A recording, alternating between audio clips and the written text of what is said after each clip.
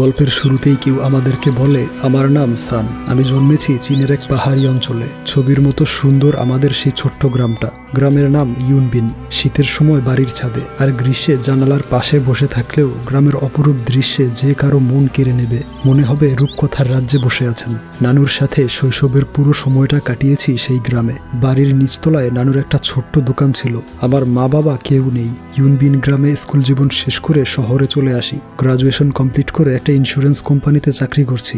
সকাল 6টায় ঘুম থেকে ওঠা, দৌড়ে দৌড়ে ব্রেকফাস্ট করা, এরপর দীর্ঘ সময় সাইকেলে করে অফিসে পৌঁছানো, এভাবেই দিন কাটছে। তবে সারাদিন হাড় ভাঙা পরিশ্রম করেও পলিসি টার্গেট পূরণ করতে না পারলে বসের কথা শুনতে হয়। সেই টার্গেট পূরণ করতে বেশিরভাগ সময় রাস্তাতেই কাটে। এরপর শেষ বাসে বাড়ি ফিরি। তবে কলেজ লাইফে এক মেয়ের প্রেমে পড়েছিলাম, কিন্তু একদিন কিছু না বলেই সে অন্য শহরে চলে যায়। টেক্সট করে জানায় যদি ভাগ্য সহায় থাকে তাহলে কোনো একদিন আমাদের আবারও দেখা হবে। স্মৃতি হিসেবে রেখে গিয়েছিল এই ছবিটা। আর সেই দিন রাতে ছিল বসের পার্টি। লেট করে যাওয়াতে সে ওই দিনও আমাকে অনেক কথা শুনিয়েছে। নিজেকে আর কন্ট্রোল করতে না পেরে বলেছি, কোম্পানির সমস্ত কাজ আমরা এমপ্লয়িরা করে থাকি, আপনি শুধু তার ফলাফল ভোগ করেন। এই শুনে সে আমাকে চ্যালেঞ্জ দেয়, যদি আগামী 1 বছরে 1000 ইন্স্যুরেন্স পলিসি করাতে পারি তাহলে সে আমার পা ধরে ক্ষমা চাইবে। সেদিন বিধ্বস্ত হয়ে বাড়িতে ফিরেছিলাম। মনে হয় ধীরে ধীরে নিজেকে হারিয়ে ফেলছি। তো এখানে সান ঘুমিয়ে পড়ে এবং আমাদেরকে তার শৈশবের ছোট একটা ফ্ল্যাশব্যাক দেখানো হয়। গ্রীষ্মের এক সকালে তার নানু তাকে স্কুলে নিয়ে যাচ্ছিল। সে ভ্যানে বসে পড়তে শুরু করে। তার নানু বলে, এখানে বসেও পড়তে হবে, একটু বাহিরে তাকিয়ে দেখো, গ্রীষ্মের ঝলমলে রোদে আমাদের গ্রামটা কত অপরূপ দেখাচ্ছে। এরপর স্কুলে এসেও লেখাপড়া করে, যেখানে তার ক্লাসমেটরা দুষ্টুমি আর আড্ডা দিয়ে সময় পার করছিল। ক্লাস টিচার মিস লু এসে বলে, এই মেয়েটার নাম জুহি, ও আমার বোনের মেয়ে। শহর থেকে এসেছে আমাদের গ্রামের গ্রীষ্মকালটা উপভোগ করতে। আগামী কয়েক মাস ও তোমাদের সাথে ক্লাস করবে। এরপর একদিন স্কুল শেষে জুহি তার ক্লাসমেট টিয়ানকে ছিনতাই করতে আসে। বলে, পকেটে যা আছে দিয়ে দাও, আমার আন্টি আজ স্কুলে আসেনি, আমার 5 টাকার প্রয়োজন। টিয়ান মানা করে দিলে তাকে লাঠি দিয়ে পেটানোর হুমকি দেয়। তখন সান সেই দিক দিয়েই যাচ্ছিল। টিয়ানকে রেখে এবার সানকে ধরে, তার কাছেও 5 টাকা চায়। তবে সান বলে, আমার কাছে অত টাকা নেই, আছে শুধু এই খাবারগুলো। এগুলো এতটাই শক্ত ছিল যে সে কিছুতেই চিবাতে পারছিল না। তার রাগ দেখে তারা দুজন ভয় পেয়ে যায় আর বলে, আমাদের কাছে টাকা নেই, তুমি অন্য কিছু চাইতে পারো। এই শুনে জুহি বলে, তাহলে প্রতিদিন স্কুল শেষে আমাকে সাইকেলে করে বাড়িতে দিয়ে আসবে, প্রমিস করো। এরপর থেকে প্রতিদিন ছুটির পরে সান তাকে বাড়িতে পৌঁছে দিত। জুহি জিজ্ঞেস করে, আমরা কি বন্ধু হতে পেরেছি? সান বলে, হ্যাঁ, যতক্ষণ পর্যন্ত আমাকে না মারবে, যদি মারো তাহলে প্রমিস ভেঙে ফেলবো। জুহি বলে, গ্রীষ্মকাল শেষ হয়ে আসছে, কিছুদিন পরেই চলে যাব, তাই আমাকে পাহাড়ের চূড়ায় নিয়ে যাবে। শুনেছি ইউনবিনের সবচেয়ে আকর্ষণীয় জায়গা হচ্ছে পাহাড়ের চূড়া। সান বলে, সেটা অনেক দূর আর উঁচু, সেখানে যাওয়া প্রায় অসম্ভব। এই শুনে জুহি রেগে যায়, তার সাথে কথা বলে না। সান তাকে ডাকলেও সে সাড়া দেয় না, তাই সান পাহাড়ে যেতে রাজি হয়। পাহাড় থেকে গ্রামের ছোট বাড়িগুলোর অপরূপ দৃশ্য দেখে জুহি বিমোহিত হয়ে যায়। সান বলে, আমরা সবেমাত্র অর্ধেকটা এসেছি, আরও উপরে ওঠা বাকি। তখন কয়েকটা জোনাকি দেখে জুহি বলে, আমরা এখানে আরো কিছুক্ষণ থাকি, অনেকগুলো জোনাকি ধরে কাছের জারে রাখবো। তখনই বৃষ্টি শুরু হয়ে যায়, তাই তারা পাহাড় থেকে নেমে আসে। তবে নিয়ন্ত্রণ হারিয়ে তাদের অ্যাক্সিডেন্ট হয়ে যাচ্ছিল। এতে সান প্রচণ্ড হতাশ হয়ে বলে, আমি কোনো কাজ ঠিকভাবে করতে পারি না, জানি না কিভাবে শহরে গিয়ে একা সবকিছু সামলাবো। জুহি বলে, পাহাড়ের চূড়ায় যেতে পারিনি তো কি হয়েছে, পাহাড় থেকে গ্রামের সৌন্দর্য দেখতে পেরেছি, জোনাকি দেখেছি, তোমার সাথে সুন্দর সময় কাটিয়েছি, তুমি আমার বেস্ট ফ্রেন্ড, তাই বলবো কখনোই নিজের প্রতি বিশ্বাস হারাবে না। আমি এক রোগে আক্রান্ত, চিকিৎসার জন্য আগামীকাল শহরে চলে যাচ্ছি। সান বলে, তোমাকে একটা উপহার দিতে চাই। এরপর দিন সকালবেলা সানের ঘুম ভাঙে, সাইকেল নিয়ে জলদি বেরিয়ে পড়ে। চলে আসে জুহির আন্টি মিস লুয়ের বাড়িতে। সে জানায় জুহির মা এসে তাকে নিয়ে গিয়েছে। জুহি অনেকক্ষণ অপেক্ষা করেছে তোমার জন্য, অনেক কান্না করেছিল, বলেছিল তুমি আসবে উপহার নিয়ে, আর তোমার সাথে কাটানো এই গ্রীষ্মটা ছিল তার জীবনের সেরা গ্রীষ্মকাল। তোমাকে, তোমার গ্রামকে সে কখনোই ভুলবে না। জুহির জন্য গত রাতে সে আবারও ওই পাহাড়ে গিয়েছিল, জোনাকি ধরে কাচের জারে রেখেছিল, যা এখন আর প্রয়োজন নেই। এরপর দেখা যায় সে ভালোভাবে লেখাপড়া করে, শহরের এক ভার্সিটিতে চান্স পায়। তার নানুর থেকে বিদায় নিয়ে বেরিয়ে পড়ে শহরের উদ্দেশ্যে। ভার্সিটিতে এক মেয়ের প্রেমে পড়ে আর পার্ট টাইম হিসেবে ইন্স্যুরেন্স কোম্পানিতে চাকরি করছিল। এক পর্যায়ে সেই মেয়েটা তাকে ছেড়ে চলে যায়। এই নিয়ে সে প্রচণ্ড হতাশ হয়েছিল। এখানে গল্পটা ফ্ল্যাশব্যাক থেকে বর্তমানে চলে আসে। সে ঘুম থেকে উঠে বুঝতে পারে সে রয়েছে তার নানুর বাড়িতে। জিজ্ঞেস করে, আমি এখানে কিভাবে আসলাম, আর চিৎকার করে কথা বলো কেন? তোমার কর্কশ শব্দে আমার ঘুম ভেঙে গিয়েছে। ওয়াং বলে, আগে শাওয়ার নিয়ে লাঞ্চ করতে আসো। ওয়াশরুমে ঢুকে বলে, আমাকে এক্ষুনি ফিরে যেতে হবে। এই শুনে তার নানু তার জামা কাপড়গুলো চুরি করে নেয়। এটা বুঝতে পেরে সে লাগেজ নিয়ে পালিয়ে যাচ্ছিল। তখনই একটা মেয়ে তার সামনে চলে আসে। সান জিজ্ঞেস করে, কে তুমি? সে কোনো উত্তর না দিয়ে তার নানুকে ডাক দেয়। দেখা যায় তারা দুজন মিলে সানকে বেঁধে রেখেছে। সে বলে, আমি বসকে চ্যালেঞ্জ করেছি, 1 বছরে 1000 ইন্স্যুরেন্স পলিসি করাবো। যদি না করতে পারি তাহলে তার পায়ে ধরতে হবে। এই শুনে তার নানু তাকে মারতে শুরু করে আর বলে, কখনো আমার পা ধরে আশীর্বাদ চাওনি, আর এখন লেখাপড়া করে অন্য মানুষের পা ধরতে গিয়েছো। এরপর মেয়েটা তাকে বলে, তুমি শহরে কতজনকে চেনো? হয়তো হাতে গোনা 4-5 জন হতে পারে, তবে এই গ্রামে প্রায় 40,000 মানুষ রয়েছে। তুমি চাইলে এই গ্রাম থেকেই তোমার 1000 পলিসি টার্গেট পূরণ করতে পারবে। তাই আজ থেকেই কাজ শুরু করতে হবে। আমাদের প্রথম টার্গেট হচ্ছে টিয়ার নামের এক লোক, যে ছিল তোমার ক্লাসমেট। তখন সান মেয়েটাকে চিনতে পারে, বলে, তুমি নিশ্চয়ই জুহি। মেয়েটা বলে, অবশেষে চিনতে পারলে। সান বলে, তুমি বলেছিলে তোমার একটা রোগ আছে, ধরে নিয়েছিলাম তুমি এতদিনে মারা গিয়েছো, কিন্তু এখন দেখছি তুমি আমার থেকেও সুস্থ। এই শুনে জুহি তাকে মারতে শুরু করে আর বলে, আমি বহুবার চেষ্টা করেছিলাম, কিন্তু তুমি কখনোই দেখা করতে রাজি হওনি। কারণ হিসেবে বলেছিলে তোমার গার্লফ্রেন্ড রেগে যাবে। এরপর রুমে এসে তার ছোটবেলার বইপত্র এবং ছবি দেখে ইমোশনাল হয়ে যায়। এমনকি জামা কাপড় এবং ব্ল্যাকবোর্ডের লেখাগুলো ঠিক তেমনটাই ছিল, যেমনটা 2 বছর আগে রেখে গিয়েছিল। তার নানু কোনো কিছুই নষ্ট হতে দেয়নি। রাতের বেলা তার নানুকে জানায় সিদ্ধান্ত নিয়েছে এই গ্রামে থেকেই তার বসের চ্যালেঞ্জ পূরণ করবে। এই শুনে তার নানু প্রচণ্ড খুশি হয়। এরপর দিন তারা প্রথম পলিসি করার জন্য বেরিয়ে পড়ে। টিয়ানের ওয়্যার হাউসের সামনে এসে যখন দরজা নক করবে, তখন মাউজি নামের এক ছেলেকে বের করে দেয়া হয় আর বলে ভবিষ্যতে পর্যাপ্ত টাকা নিয়ে আসবে জুয়া খেলতে হলে। সে তাদেরকে ধাক্কা দিয়ে চলে যায়। এরপর তারা ওয়্যার হাউসের ভেতরে ঢোকে। সেটা ছিল অবৈধ আতশবাজি এবং মদের কারখানা। এছাড়াও ভেতরে জুয়ার কম্পিটিশন চলছিল। এরপর সাদ তার বন্ধু টিয়ানকে নাম ধরে ডাকতেই টিয়ান প্রচণ্ড রেগে যায়, বলে আমাকে মিস্টার টিয়ান বলে ডাকবে, আর এই সমস্ত ফালতু পলিসি করার সময় আমার নেই। এই বলে তাদেরকে বের করার জন্য সিকিউরিটি ডাকে। দেখা যায় তারাও ছিল সানের ক্লাসমেট। তারা বহুদিন পর সানকে দেখে সেলিব্রেট করতে থাকে আর টিয়ানকে বলে, আমাদের দুজনকে আজকের জন্য ছুটি দিন, আমরা সানকে নিয়ে পার্টি করব। এই শুনে টিয়ান গালমন্দ শুরু করে। এতে সান উল্টো তার উপর রেগে যায় আর বলে, নিজেকে হিরো ভাবা বন্ধ করো, তুমি একজন অবৈধ ব্যবসায়ী। এই বলে তার মুখের উপর বারবার তার নাম ধরে ডাকে। এরপর ফেরার পথে টিং নামের এক মেয়ের সাথে দেখা হয়। মেয়েটি কথা বলতে পারতো না, তবে সে ছিল এই মাসাজ পার্লারের মালিক।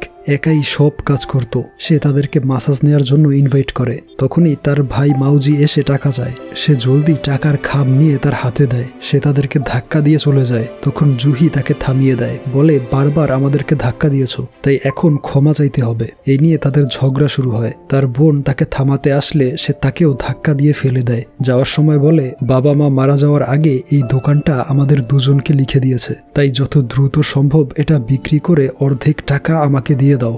এরপর তারা লাঞ্চ করতে গ্রামের বিখ্যাত চাউমিন শপে চলে আসে। প্রচণ্ড ক্ষুধার্ত অবস্থায় যখন খাবারের উপর হামলে পড়ে, ঠিক তখনই কিউ নামের ছোট একটা মেয়ে জুহিকে মা বলে ডাকে। এই শুনে সান জুহিকে বলে, তোমার হাজবেন্ডের নাম কি? তখন কিউ সানকে বাবা বলে ডাকে। এই শুনে পাশের লোকজন বলে, এ আর নতুন কি? কিউ প্রত্যেক দিন নতুন কাউকে ধরে চাউমিন খাওয়ার জন্য, আজকে এদেরকে ধরেছে। ওইদিকে কিউ তার ইমোশনাল টেকনিক ব্যবহার করে বলে, তোমাদের মেয়ে না খেয়ে আছে, তাকে কিছু খেতে দাও। তারা তাকে চাউমিন কিনে দেয়। খাওয়া শেষে তাকে কোথাও নিয়ে যাচ্ছিল। সান বলে, তোমাকে নিয়ে যাচ্ছি কিছু উপহার কিনে দেওয়ার জন্য। কিন্তু কিউ মনে মনে বলে, এটা তো পুলিশ স্টেশনের রাস্তা, তারা নিজেরাই নিজেদের বিপদ ডেকে আনছে। থানায় লম্বা লাইন থাকায় তারা অপেক্ষা করতে করতে ঘুমিয়ে পড়ে। অফিসার তাদের প্রবলেম জিজ্ঞেস করতে যাবে, তার আগেই কিউ বলে, এই দুজন আমার বাবা মা, তারা ঝগড়া করেছে আর এখন আমাকে অস্বীকার করছে। এই শুনে অফিসার সানকে বলে দেয় সে যেন তার মেয়েকে নিয়ে সোজা বাড়ি চলে যায়। তাই তারা বাধ্য হয়ে কিউকে নিয়ে বাড়ির দিকে রওনা হয়। দেখা যায় ওয়াং এর সাথে কিউর খুব ভালো সম্পর্ক ছিল। সে ওয়াংকে বলে, এটা যে তোমার ছেলে আমি চিনতে পারিনি, ভেবেছিলাম বাহিরের কেউ। ওয়াং বলে, তোমার ক্ষুধা লাগলে তুমি আমার কাছে চলে আসবে, যদি কোনো খারাপ লোকের হাতে পড়ে যাও তাহলে তারা তোমাকে বিক্রি করে দিবে, আর আজকে তুমি আমাদের সাথেই থাকবে, বাহিরে অনেক অন্ধকার, একা যেতে পারবে না। পরদিন কিউ সানকে বলে, তোমার মা আমাকে খুব ভালোবাসে, এই জন্য তোমার একটা উপকার করতে পারি। তা হলো মিস্টার টিয়ানের একটা দুর্বলতা আছে, যদি তাকে সাহায্য করতে পারো তাহলে সে হয়তো খুশি হয়ে পলিসি কিনতে রাজি হবে। এই বলে তাদেরকে নিয়ে আসে এক বাড়ির সামনে।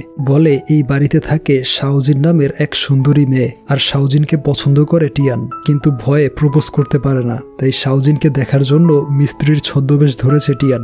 এই কাজটা 2 দিনেই করা যেত, কিন্তু তারা ইচ্ছাকৃতভাবে ইটগুলো ফেলে দেয়, অর্থাৎ বুঝাই যাচ্ছে সে শাওজিনকে কতটা পছন্দ করে। তাই এখন তোমরাই সিদ্ধান্ত নাও যে কি করা উচিত। তাই এরপর দিন তারা চলে আসে টিয়ানের ওয়্যার হাউসে। টিয়ানকে জানায় তার ছদ্মবেশী মিস্ত্রির কাহিনী তারা জেনে গিয়েছে, তবে তার লাভ স্টোরিটা কমপ্লিট করতে তারা তাকে সাহায্য করবে।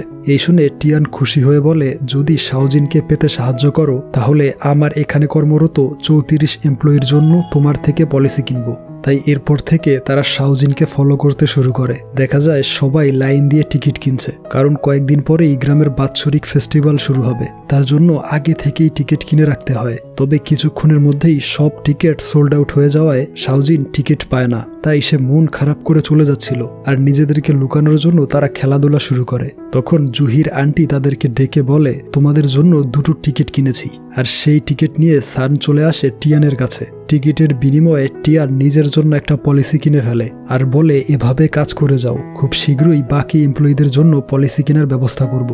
সেদিন রাতে জুহি এবং কিউ ওয়াং এর বাড়িতে ছিল। তারা হঠাৎ করে কান্নার শব্দ শুনতে পায়। বারান্দায় গিয়ে দেখে সান তার এক্স গার্লফ্রেন্ডের জন্য কান্না করছে।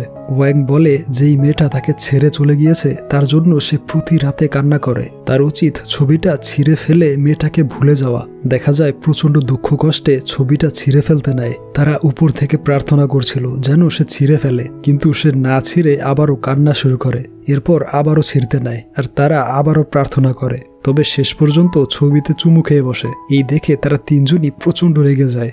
এরপর দিন দেখা যায় টিয়ান শাওজিনের সাইকেল পরিষ্কার করছিল। তখন শাওজিন সেখানে চলে আসে। তাকে দেখে টিয়ান ভয় দৌড় লাগায়। শাওজিন তাকে দাঁড়াতে বলে। টিয়ান তাকে ফেস্টিভ্যালের টিকিট উপহার দিয়ে দৌড়ে পালিয়ে যায়। এরপর ফেস্টিভ্যালের রাতে টিয়ান তাকে প্রপোজ করার জন্য তৈরি ছিল। সে ফুল এবং তার টিকিট নিয়ে অপেক্ষা করছিল শাওজিনের জন্য। অপরদিকে সান, জুহি ও কিউ আড়ালে লুকিয়েছিল।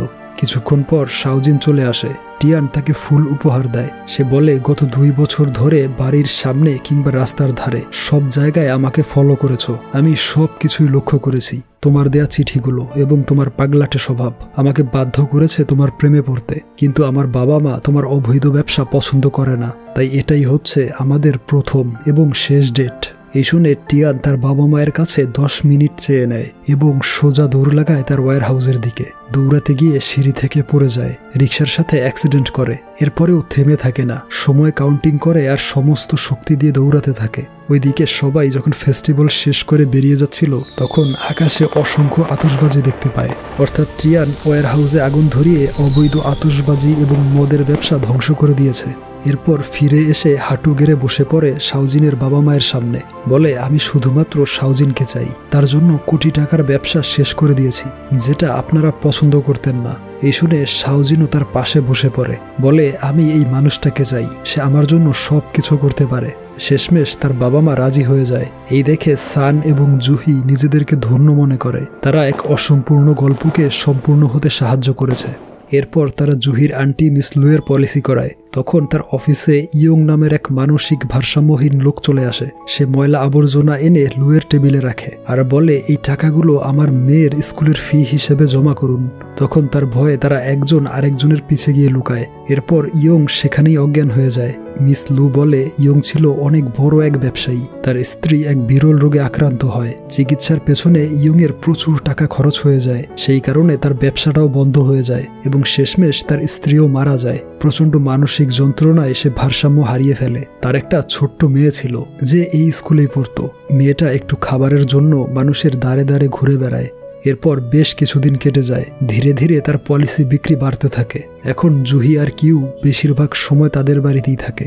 একদিন সে টিংয়ের মাসাজ পার্লারে যাচ্ছিল তার কাছে পলিসি বিক্রি করতে। তখন দেখা যায় একটা লোক টিংকে খুব পছন্দ করে, তার জন্য উপহার নিয়ে আসে। তখন টিংয়ের ভাই মাউজি এসে দোকানটা ভাঙতে শুরু করে।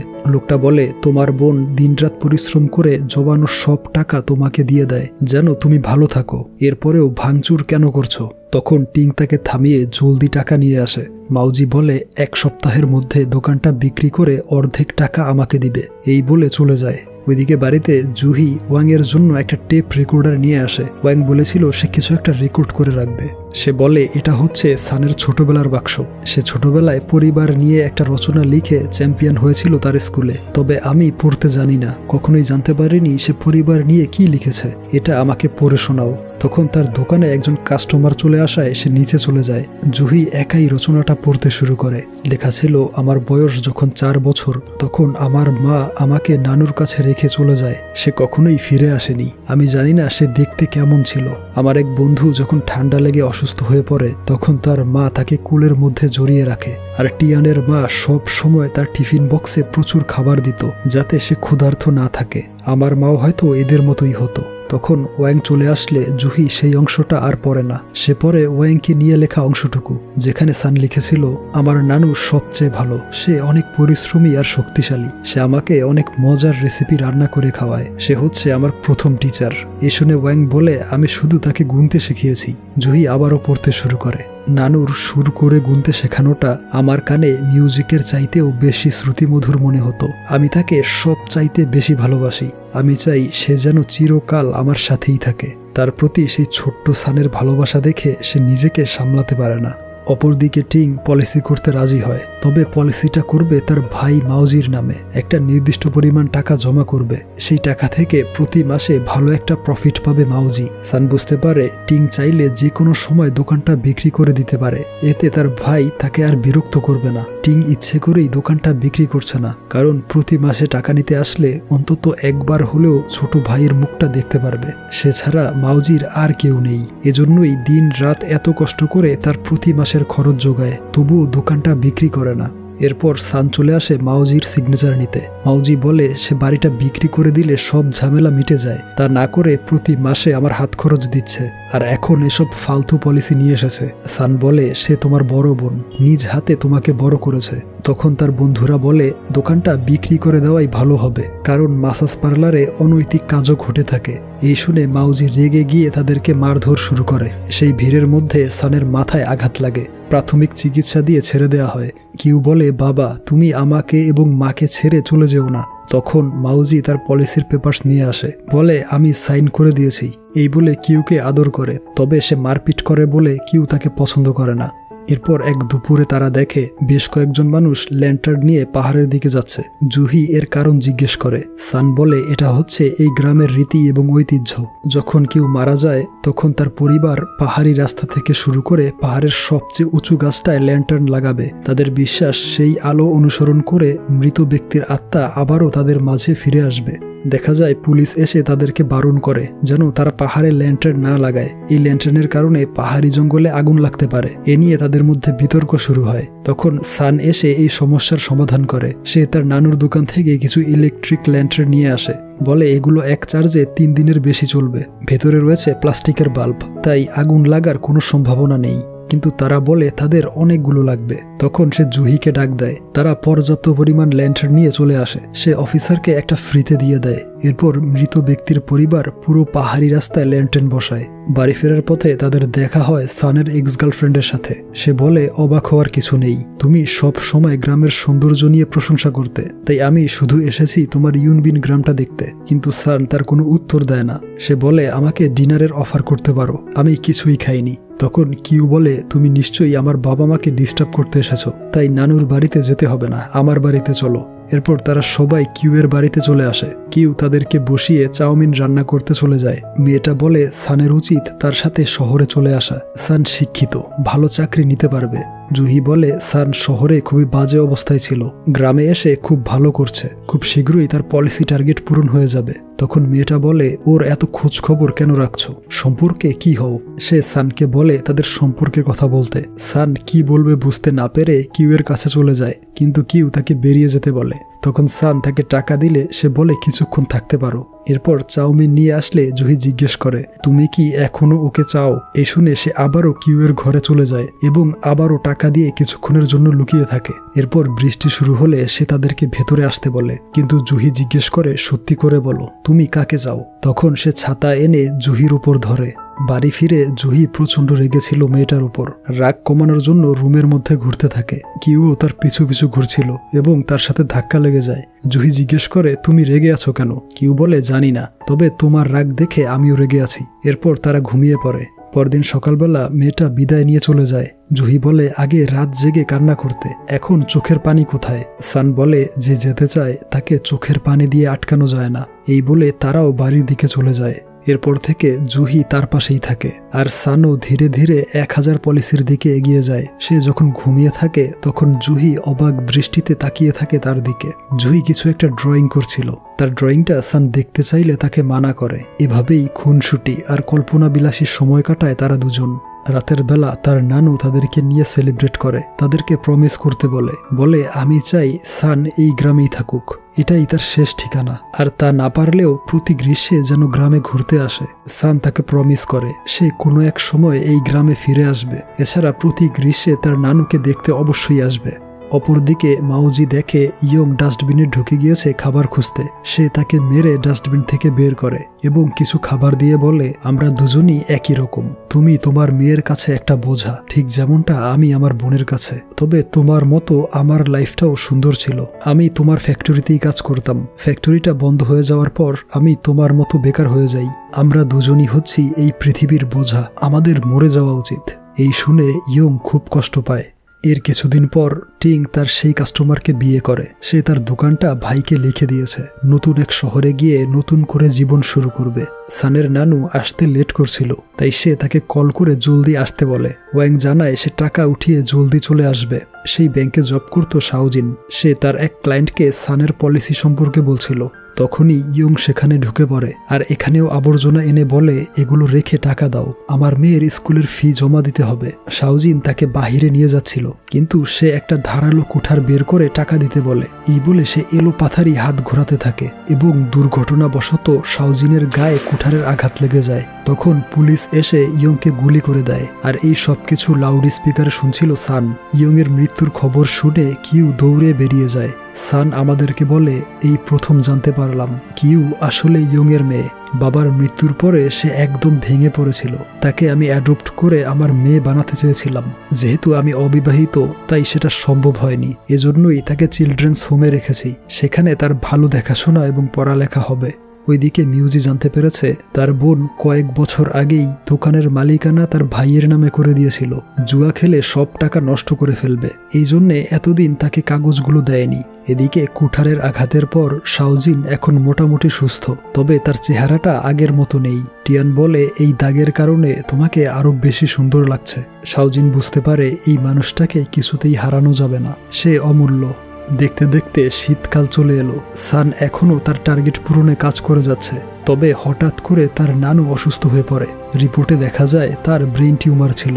6 মাস আগে তার এই রোগ ধরা পড়েছে। গল্পটা চলে আসে 6 মাস অতীতে। ডক্টর বলে আপনার হাতে বেশি সময় নেই, পরিবারের লোকজনকে খবর দিন, তাদের সাথে সময় কাটান। তারপর দিন ইয়ং তার দোকানে এসে সিগারেট চায়। বলে টাকা আছে, তবে দিতে পারবো না। কিছুদিন পরেই গ্রীষ্মকাল চলে আসবে, আর গ্রীষ্ম মানেই পরিবারের পুনর্মিলন। তখন আমার স্ত্রীও আকাশ থেকে নেমে আসবে, আর মেয়েটাও হয়তো বাবার কাছে ফিরে আসবে। তাদেরকে অনেক কিছু কিনে দিতে হবে।